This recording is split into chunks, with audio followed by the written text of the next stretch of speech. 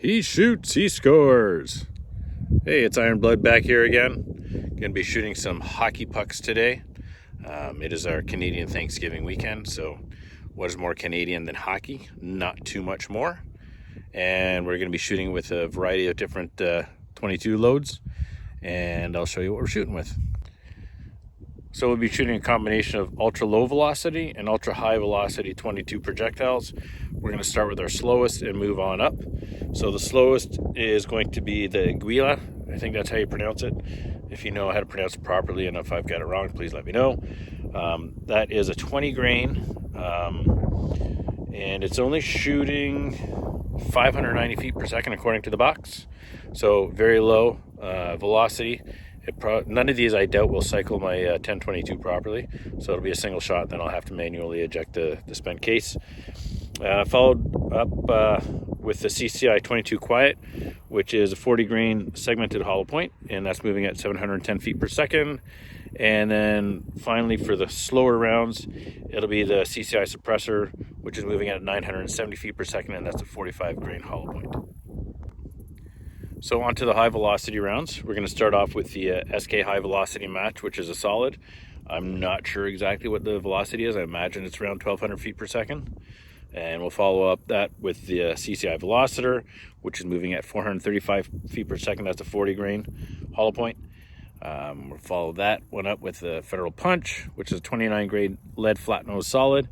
And we'll finish it off with the highest velocity round, which is the Copper 22.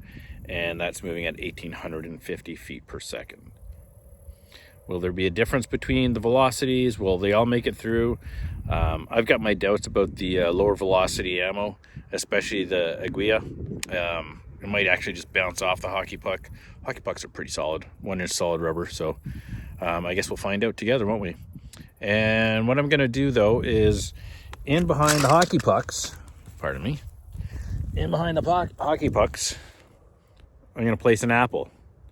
Well, if we are getting penetration, we'll go through the hockey puck and do significant damage to the apple in behind it. So it's kind of, I guess, a bit of a 2-for-1 deal here. Let's get going. All right, just so you get an idea of the setup, we got the hockey puck in front, followed by the apple and a little chunk of dirt just to help keep everything from moving around and rolling about. So we'll get the camera set up and we'll start shooting. Be shooting at a distance of 20 yards, which was measured with my Vortex rangefinder. And although with the Aguila, just because it is moving so slow, I may have to move to 10 yards to get decent hits on it. I haven't really sighted that in. It, like I said, it's so slow moving, such low velocity, it just doesn't function properly in my 1022. So it's just more of a dust collector than anything.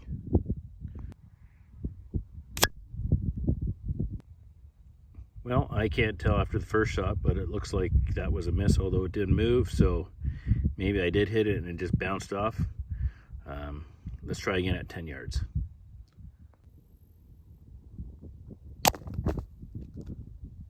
Well, that was definitely a hit. 10 yards. Not a lot of penetration, although it did get stuck in the puck. Let's see if I can dig that out. It's actually embedded fairly decent, which is kind of surprising, but definitely nowhere near a pass through. So let's move on up to the next one, which I believe was the Quiet 22, moving at about 710 feet per second.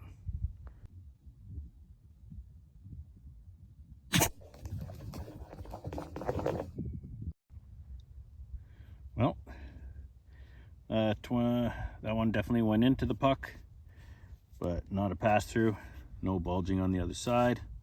So my guess is it's stuck somewhere in there. Did knock the apple back probably about 10 feet or so. I don't know if there's any damage on that apple. Nothing really.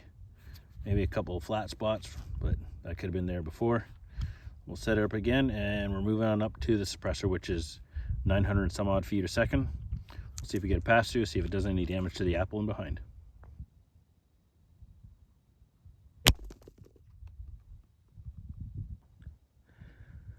Well, another good hit.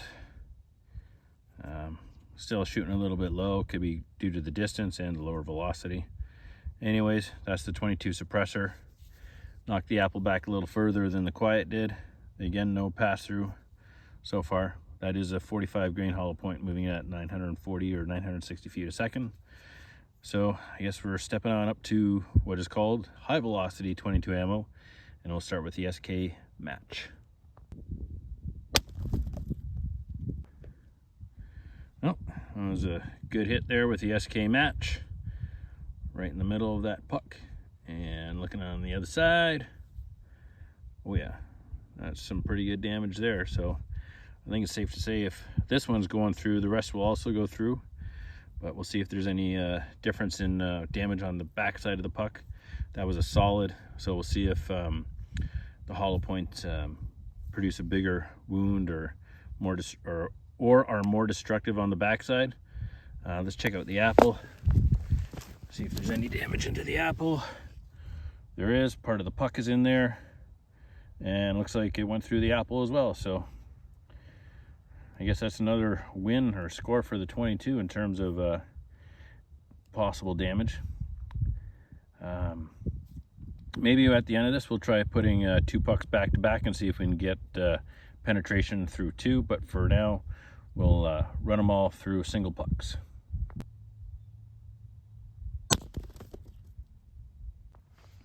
All right, so looks like the velocitor had fairly similar results to the solid. Looks like it just blew a chunk out of the back side of the puck and destroyed the apple. I'm not sure which is the entrance, which is the exit. I'm thinking that's the entrance, but it's really hard to say. Yeah, I'm gonna say that's the entrance just due to the fact that it would have been damaged by the puck partially going into there. So all right, now we're on to the 22, the Federal Punch. All right, so the Federal Punch, pretty much in the middle, and a little less destructive on the back side of the puck. It's a much smaller chunk of rubber that's come off. And the apple, again, through and through. Not explosive damage, but that's a hole right through a puck and an apple. So anyways, now on to the highest velocity of them all, which will be the CCI copper. We'll get this puck set up, and I don't doubt, so long as I can hit it, that I'll get a pass through. And then I think we'll start doubling them up, see if we can't get them going through 2 pucks.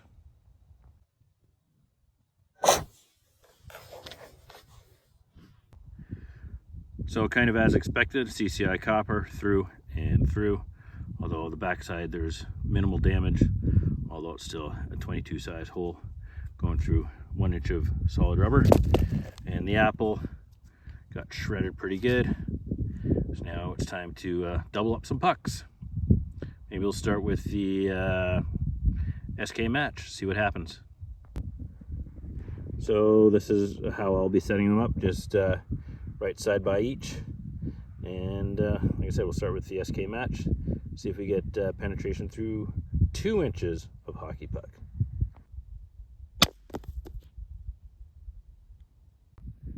So some interesting results here. So this was the SK match. Clearly on the first shot, it did go all the way through and smash the apple in behind. On the second shot, it did not make it through. Looks like it stopped just shy. And my guess is that might be because the hockey pucks were basically touching, so that's probably the reason. I wonder if there was a gap between the two. Maybe we'll get different results. Maybe it'll still go through the first puck and then lodge into the surface of the second puck. So why don't we try that one more time with the SK match with about a ½ inch gap between the two.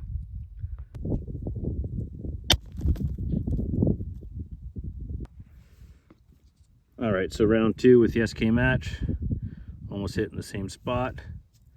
On the back side, you do got a chunk of the puck blown out, and if you can see in there, there's a projectile lodged in. I imagine that's from the first shot.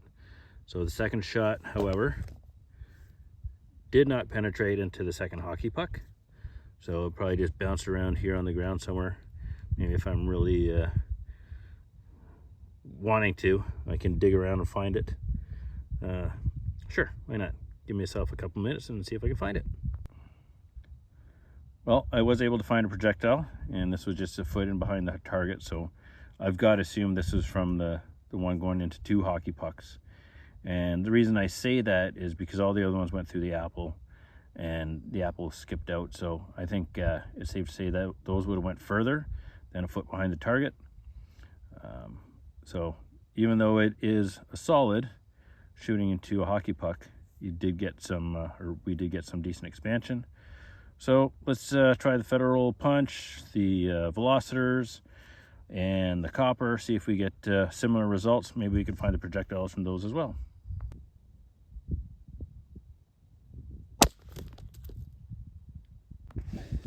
All right, so Federal Punch, again near center hit, through and through the first puck, and bounced off the surface of the second puck.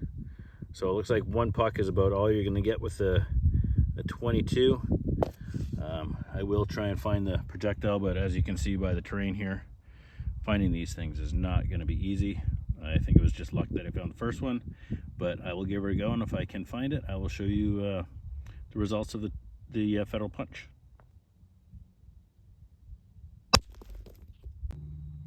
Okay, CCI Velociter, through and through, first puck. Similar damage on the back to the initial shot. And again, bounced off the second, although it did give a little more damage, I think, than the Federal Punch. Where's the one from the Federal Punch? I believe this one here is from the Federal Punch, so you can see the dent is not as significant, although very similar. Anyhow, last one up is going to be CCI Copper. I'll be surprised if it goes through 2. So far none of them have, although this is definitely the higher velocity, or the highest velocity of all the rounds, so maybe this has a chance. We'll find out.